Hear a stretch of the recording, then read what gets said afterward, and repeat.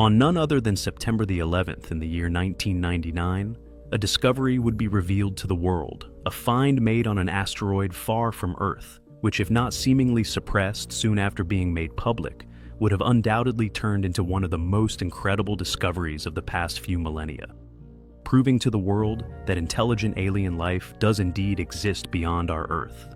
Not only that this ancient alien civilization does indeed exist, but is possibly responsible for the numerous ancient anomalies found here upon Earth, which for millennia have seemingly appeared impossible to explain. Confirming the legitimacy of that of the monolith, claimed to be sitting upon Phobos, one of the moons of Mars, by none other than Buzz Aldrin, or the long-claimed picture of a pyramid taken upon the lunar surface, which, due to being in an overexposed state, it would appear slipped through NASA's tooth combs. But what if we were to also find that this comet in actuality, an interstellar messenger, one on a direct course with us here on Earth? Initially spotted by the Linear Project, it was named 1999 RQ-36, yet soon after what was revealed to the world as being found upon its surface, even releasing video and photography of this object. Its name suspiciously and hastily changed to 101955 Bennu, which, rather conveniently, is now named after an ancient Egyptian mythological bird, long associated with the sun, or rather, a light giver, a name that we may all come to realize is quite fitting.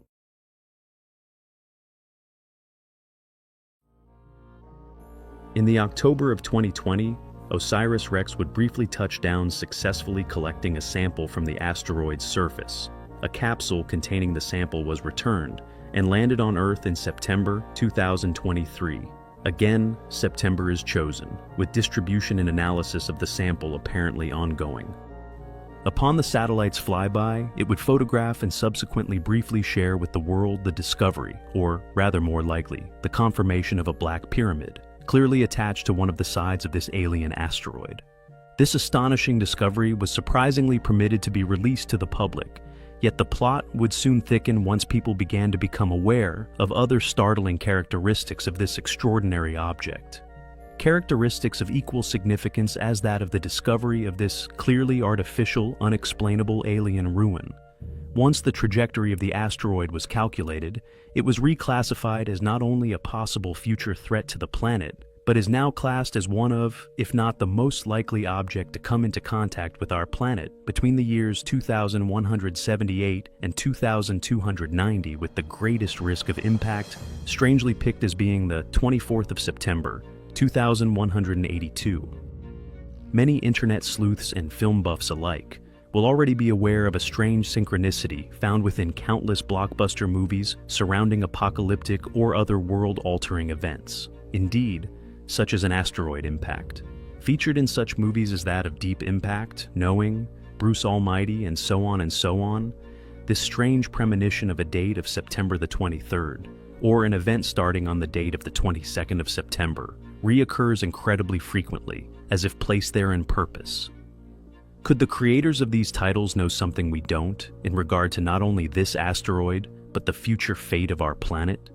Could we not be expecting an impact, but rather, a visit from the gods?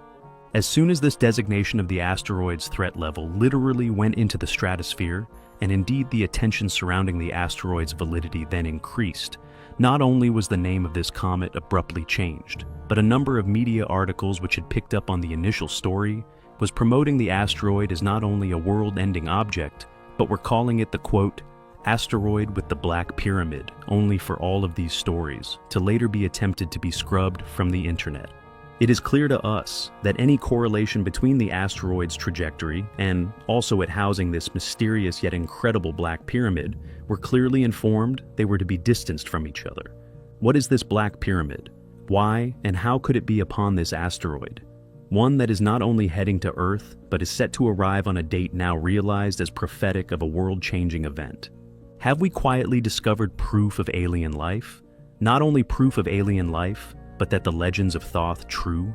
The builders of these sites indeed, that of the gods, long foretold to eventually return? Have we quietly found this messenger, one slowly making its way here? One of such great importance it was decidedly released to the world just long enough for those in the know to be made aware of its discovery? only for it to be swept under the carpet? What will happen when it gets to our planet? What is hidden within? These are all questions surrounding this astounding, possibly history-altering anomaly, which we find incredibly compelling. Are we being visited by an alien civilization? Beings millions of years ahead in regards to technological developments, able to travel from faraway stars, somehow warping space-time to travel the universe, on a quest, a search for life amongst the galactic marbles such as ours. Perhaps, instead of extraterrestrial beings, what we are seeing didn't come from space at all. Perhaps they travel from other dimensions. Sightings of strange craft and claims and tales of possible alien visitations stretch far back into our distant past. In all possibilities, these encounters have dated back to the beginning of time. With one individual in particular, via his many years of in-depth study of modern, and also the many ancient reports of encounters with these strange craft, has developed a highly compelling hypothesis for not only what these things are, but why they are here, and why he believes we will continue witnessing them. Dr. Jacques F. Vallée has long been regarded as one of the most respected scientific investigators of unidentified aerial phenomena. In his landmark 1969 book, Passport to Magonia, Vallée argues for the validity of a parallel universe which is coexisting alongside our own. He states, quote, "Unexplained close encounters are far more numerous than would be required for any physical survey of the Earth. The humanoid body structure of the alleged aliens isn't likely to have originated on another planet, as they are not biologically adapted to space travel. The reported behavior in thousands of the abduction reports contradicts the general hypothesis of genetic or scientific experimentation on humans by an advanced race. The apparent ability of UFOs to manipulate space and time suggests radically different and richer alternatives." One of the most interesting aspects of his argument for these entities arriving here via atomic resonance, somehow materializing into our dimension, are the vast array of similarities found within the ancient reports and descriptions he has collected and corroborated over the years. Specifically, the development in the apparent technology these creatures can possess. Most of the medieval accounts, for example, indeed describe ships, however not spaceships, but rather maritime vessels seen flying through the air, on occasion witnessed dropping a physical anchor to the ground below, appearing to dock in the sky. It would seem that the technological advancements visible during these encounters reflected advancements in technology a mere few decades ahead of the human civilization at the time of the encounters, as if they are providing us with this technology, as if they are repeatedly attempting to give our species an evolutionary nudge. With an interesting caveat being that, on countless occasions, a reoccurring theme is these craft materializing upon a busy road, placing themselves almost always perfectly in the center, as if to deliberately block both lanes of traffic, so the chances they are witnessed being in our realm a near certainty. Many people believe, and whistleblowers from some of the world's most secretive agencies have claimed, that many of the technologies we hold in our hands, and many more which are hidden in bases, originate from the retrieval of these specific crashed craft. Could they be gifts? Perhaps, like the clockwork elves, they are sent into our dimension to aid in our direction and development, as they, or the ones who send them, created it. It's a pretty wild hypothesis, but with the vast collection of evidence that Jacques has correlated in support of such a theory, I find the possibility highly compelling.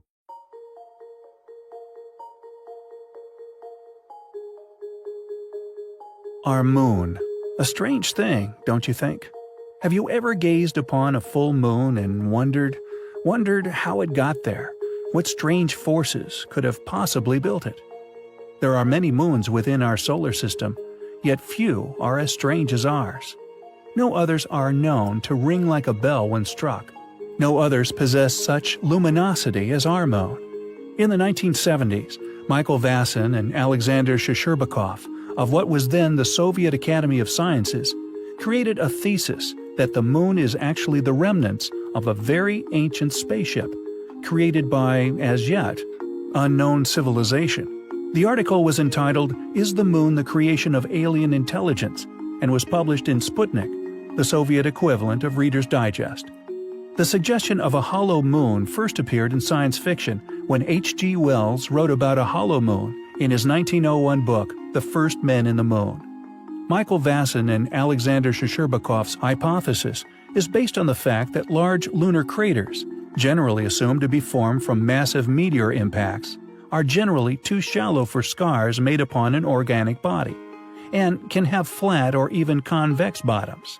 They propose that small meteors are making cup-shaped depressions in the rocky surface of the moon, while the larger meteors are drilling through a rocky upper layer, hitting an armored hull underneath. Does George Lucas know something we don't? It seems he couldn't resist adding just one crater. The authors referenced earlier speculations by astrophysicist Iosif Shklovsky, who suggested that the Martian moon Phobos was an artificial satellite and hollow. Interestingly, Phobos has been claimed to appear to be hollow by numerous astronomers, who have stated that it appears to have an opening on one side, making it, in a sense, similar in shape to an empty shell. Phobos' orbit is also a complete mystery. Many who have researched it claim that it should have crashed into the surface of Mars many moons ago. Between 1972 and 1977, seismometers installed on our moon by the Apollo missions recorded strange moonquakes. The moon was described to have been ringing like a bell during some of those quakes. The supportive evidence was then brought to popular attention in March 1970 in an article in Popular Science. When Apollo 12 deliberately crashed the ascent stage of its lunar module into the moon's surface, it was claimed that the moon rang like a bell for an hour, leading to arguments that it must be hollow. Several YouTubers, most notably Crow777, have supposedly recorded what is now known as lunar waves. If confirmed to exist, this may prove there is some form of functioning shield or scanning system being seen working on its surface. The fact that the moon is less dense than the Earth is also strong supportive evidence that it is indeed hollow.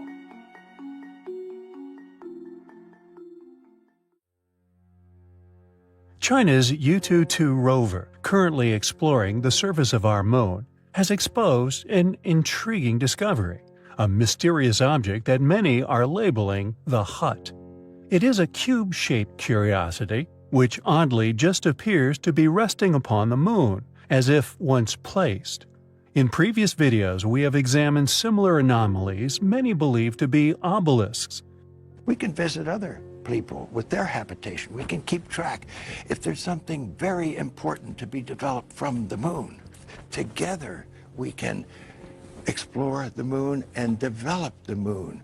We should go boldly where man has not gone before. Fly by the comets, visit asteroids, visit the moon of Mars. There's a monolith there, a very unusual structure on this little potato-shaped object that goes around Mars once in 7 hours. When people find out about that, they're going to say, who put that there? With even Buzz Aldrin himself claiming there to be a monolith on Phobos, one of Mars' moons. And there is indeed a mysterious object resting on the surface of this mysterious satellite. A moon, which not only appears to be hollow from one side, but is on a decaying orbit which does not make sense, almost as if it were a ghost of the past. Earthly calculations revealing that the moon should have disintegrated into Mars long ago. Yet the moon still exists, along with its mysterious so-called monolith. Yet I digress. The thing that makes these objects so interesting is how they seemingly appear to have once been placed where they have rested for untold millennia. No contact trail, no debris, dust plume, or disturbance at all. And most importantly, no crater of any form. Unfortunately, however, according to Chinese space officials, it may be a long time before the rover reaches the object, if at all. One major reason is that Yutu-2 isn't active most of the time. The solar-powered spacecraft cannot operate during the 14.5 Earth day-long lunar night, nor for roughly 24 hours after sunrise and before sunset. U-22 also stays offline during lunar noon, as temperatures at that time can reach 127 degrees Celsius. What is this object? Further photographic study and detailed research into its precise location needs to be undertaken. It is an object which we find highly compelling. The ghost rocket has persisted for many years, with not only thousands of sightings, but several craft witnessed crashing, apparently leaving nothing more than a crater. First sighted in 1946, they were initially explained away as meteors. However, as the sightings continued, this explanation was realized by many as unlikely.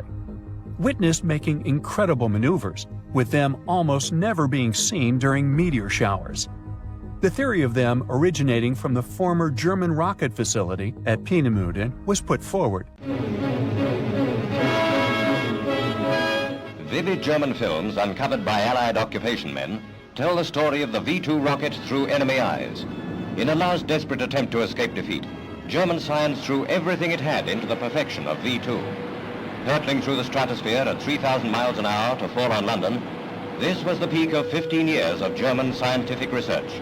With them henceforth being put down to long-range missile tests by the Soviets, undoubtedly due to their ability to maneuver. This explanation would conveniently give the Swedish Army motive to issue a directive, stating that newspapers were not to report the location of ghost rocket sightings, nor any information regarding the direction or speed of the objects. This information, they reasoned, was vital for evaluation purposes to the nation assumed to be performing the tests. This explanation would make complete sense if rocket debris had indeed been found, subsequently revealed to an entire nation, whom at this point were all trying to figure out what these things were. Why would the military force a complete media blackout without any publicly acknowledged recovery of debris? Along with the bizarre reports of their crashes, could this instead be indication of a cover-up? The early Soviet origins theory was subsequently rejected by British and U.S. military investigators. According to them, quote, no recognizable rocket fragments were ever recovered, and according to sightings, the objects displayed some combination of leaving no exhaust trail, moving too slowly, flying horizontally, traveling and maneuvering in formation, and appearing to be silent." End quote. One crash in particular occurred on July 19, 1946, into Lake Kolmyarv. Witnesses reported a gray rocket-shaped object crashing into the lake. Alas, a 3-week military search reported nothing. Immediately after the investigation, the Swedish Air Force officer who led the search, Carl Gustaf Bartol, submitted a report in which he stated that the lake had indeed been disturbed, but nothing recovered. Quote, there are many indications that the Kolmyarv object disintegrated itself. The object was probably manufactured in a lightweight material, possibly a kind of magnesium alloy that would disintegrate easily and not give indications on our instruments. When Bartol was later interviewed in 1984 by Swedish researcher Claes Svahn, he insisted what people saw were real physical objects.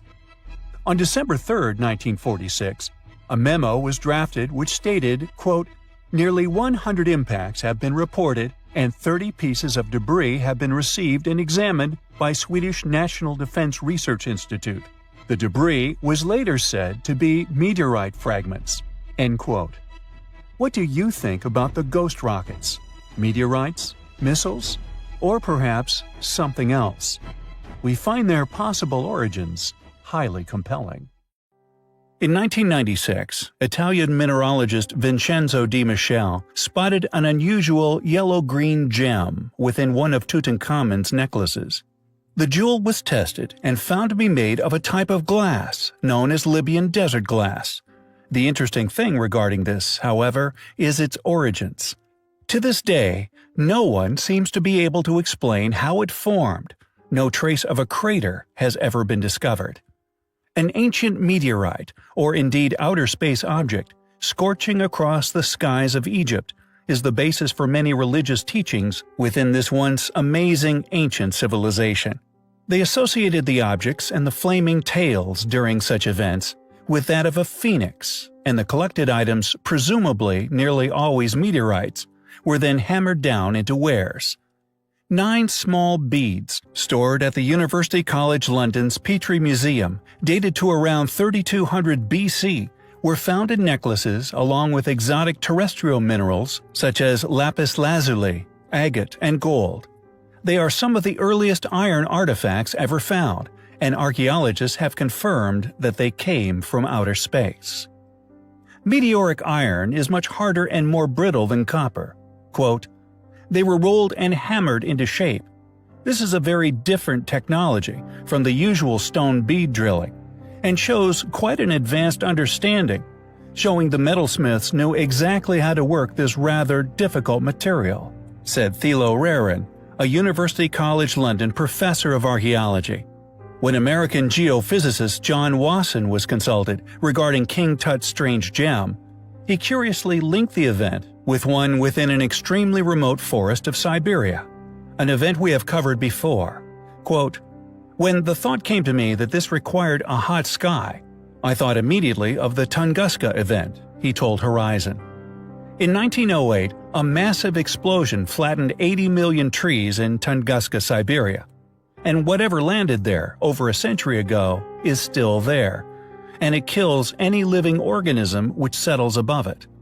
And what is most interesting surrounding all of this is the ancient Egyptian accounts of what they did with a rather peculiar, rather special type of object that was, at one point, retrieved from the glassy sands of Libya.